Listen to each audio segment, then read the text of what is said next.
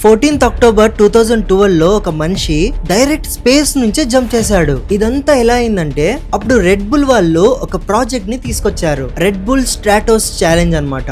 So ఇక్కడ goal ఏంటంటే ఒక వ్యక్తిని స్పేస్ లోకి తీసుకువెళ్లి అంటే స్ట్రాటోస్ఫియర్ వరకు తీసుకెళ్తారు. అక్కడ స్పేస్ దగ్గరికి వెళ్లి అక్కడి నుంచి ఇలా జస్ట్ దూకేయమంటారు. దీనికి ఫెలిక్స్ అనే ఒక మనిషి నేను చేస్తాను అని ముందరకొచ్చాడు. నేను స్పేస్ లో వెళ్లి స్ట్రాటోస్ఫియర్ నుంచి దూకుతాను అనేసి ఛాలెంజ్ చేస్తాడు. 14th అక్టోబర్ కి అదే అయింది. ఆ రోజు ప్రపంచం మొత్తం ఒక్కసారిగా ఊపిరి బిగించుకుంది. స్పెషల్ డిజైర్డ్ బెలూన్ లాంటిది ఫెలిక్స్ ని స్పేస్ లోకి అంటే స్ట్రాటోస్ఫియర్ లోకి తీసుకెళ్లింది. 1,70,000 ఫీట్ పైకే వెళ్ళాడు. అంటే భూమి నుంచి 30 కిలోమీటర్ల పైన. అక్కడి నుంచి ఒక్కసారిగా కింద చూసి వెంటనే దూకేస్తాడు. ఆ క్షణంన ఎన్నో వరల్డ్ రికార్డ్స్ బ్రేక్ అయ్యాయి. ప్రపంచంలోనే సౌండ్ బ్యారియర్ ని బ్రేక్ చేసి ఒక మనిషి మొట్టమొదటిసారిగా స్పేస్ నుంచి భూమి పైకి జంప్ చేశాడు. ఈ జంప్ మొత్తం అంటే ఆ మనిషి భూమి పైకి ఎంటర్ అవ్వడానికి 10 నిమిషాలు పడింది.